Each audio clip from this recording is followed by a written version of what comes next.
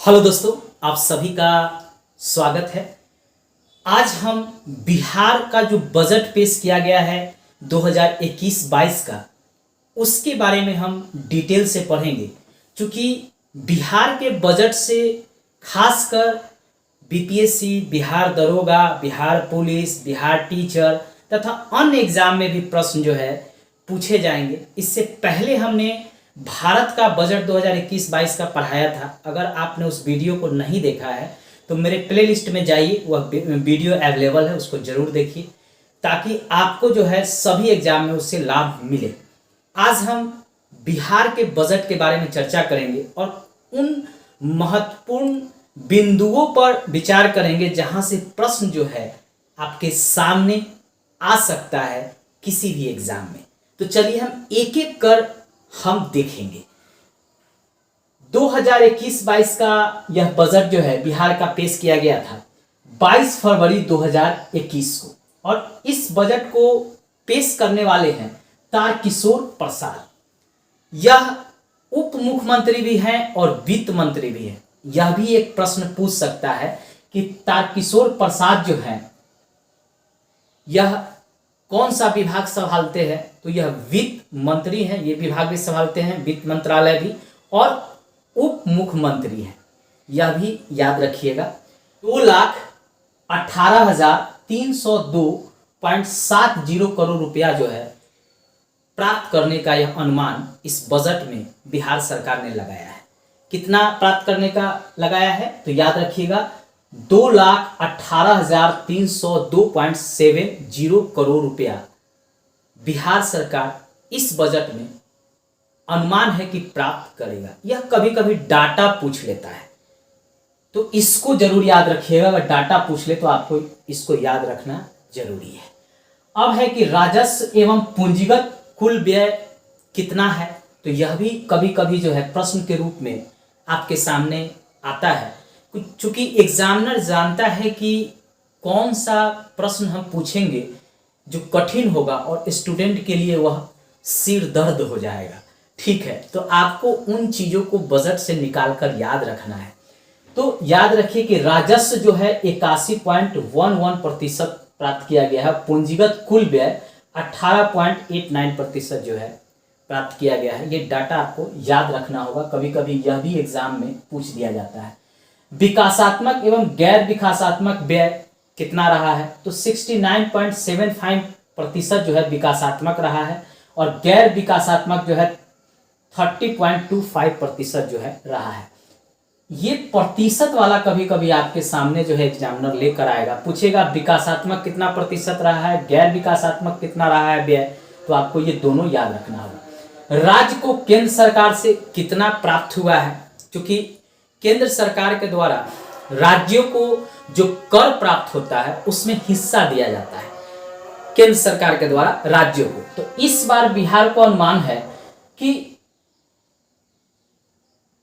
91,180.60 करोड़ केंद्र से राज्य को प्राप्त होगा, बिहार राज्य को।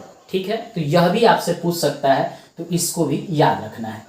अब राजकोषीय घाटा जो है बिहार का कितना रहा है 2021-22 के बजट के अनुसार, ये बार बार प्रश्न जो है पूछ लिया जाता है। तो याद रखिएगा 2.97% बिहार का राजकोषीय घाटा रहा है।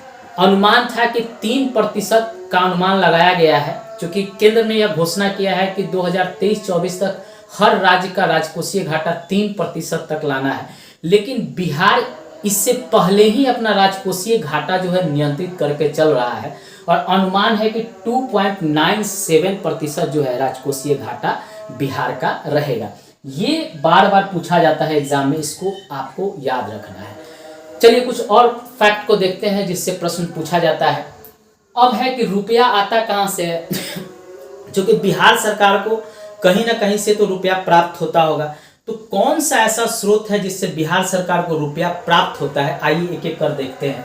देखिए 2021-22 के बजट के अनुसार यह अनुमान किया गया है कि बिहार सरकार को सबसे ज्यादा केंद्रीय कर में राज्य का जो हिस्सा मिलता है उसमें सबसे ज्यादा बिहार सरकार को प्राप्त हुआ है 41.73%। कभी कभी ये आपको डाटा पूछ देगा, तो इसको आपको याद रखना है कि कितना केंद्रीय कर में राज्य का हिस्सा जो है प्राप्त हुआ है। ऐसे 15वें वित्त आयोग के अनुसार जो है हर राज्य के लिए 41% केंद्रीय जो कर होगा उसमें राज्यों का हिस्सा निर्धारित किया गया है, लेकिन बिहार को उससे भी ज्यादा मिला है। 41.73% जो है 2021-22 के बजट के अनुसार मिला है। दूसरा स्रोत है रुपया आने का, वह है केंद्र सरकार से सहायता अनुदान। यह भी 24.96% जो है वह प्राप्त हुआ है। तीसरा जो है सबसे ज्यादा कर प्राप्त करने का है राज्य सरकार के कर राजस्व, 16.04% प्राप्त हुआ है। चौथा जो है लोक ऋण है, जहां से 14.56% जो है प्राप्त हुआ है। पांचवा जो है 2.5% जो है राज्य का कर भिन्न राजस्व से प्राप्त हुआ है, और ऋण की वसूली से 0.20% प्राप्त हुआ है। ये रुपया बिहार में आता कहां से है, इसमें स्रोत है। दो चीज इसमें याद रखिएगा कि केंद्र से सबसे ज्यादा जो है फंड जो है बिहार को प्राप्त होता है। आप देख लीजिए कि केंद्रीय कर में राज्य का हिस्सा 41.73% और 24.96% केंद्र सरकार से सहायता अनुदान, ये सबसे ज्यादा बिहार को राजस्व प्राप्त करने का स्रोत है। इसीलिए बिहार में जो उद्योग धंधे हैं नहीं आ रहे हैं, इसका कारण है कि हम ज्यादा से ज्यादा केंद्र पर निर्भर हो गए हुए हैं। अगर बिहार सरकार अपने ऊपर निर्भर होना चाहती है तो उसे कोशिश करना चाहिए कि बिहार में जो है कल कारखाने उद्योग धंधे जो है स्थापित हों। इसके लिए प्रयास बिहार सरकार तो कर ही रही है और अधिक प्रयास करना चाहिए। इसके लिए जो ढांचागत विकास है, जैसे बिजली होना चाहिए, सड़क होना चाहिए, रेलवे होना चाहिए, वायुयान की सुविधा होना चाहिए, और भी ऐसे संसाधन है जो इसका बिहार में उपलब्ध होना चाहिए। और इसके लिए बिहार सरकार कोशिश कर रहा है। कई ऐसी कंपनियां जो है आई है बिहार में, लेकिन और आने की संभावना तलाशना चाहिए। चलिए, अब है कि रुपया जाता कहां से है। तो 2021-22 के बजट के अनुसार रुपया जाता कहां है। जो आने का तो स्रोत पता हो गया, अब जाने का स्रोत क्या होगा। तो देखिए, सबसे ज्यादा सामाजिक सेवा में बिहार सरकार रुपया खर्च करती है।